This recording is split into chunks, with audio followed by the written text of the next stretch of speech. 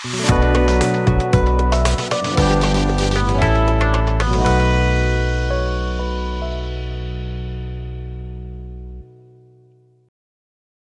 I'm Ian, one of the tutors here at FI Essex, and today I'm keen to discuss with you some of the differences between going the uni route versus an apprenticeship, and particularly around the support that you might get during that time.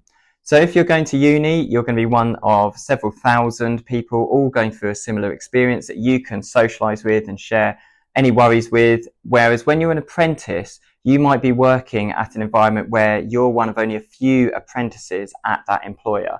And so be aware that there won't be thousands of others going through at the same thing. However, with an apprenticeship, you're often at an employer where your work colleagues have also gone through the same situation you are. And so you've got a ready built team ready to help you there.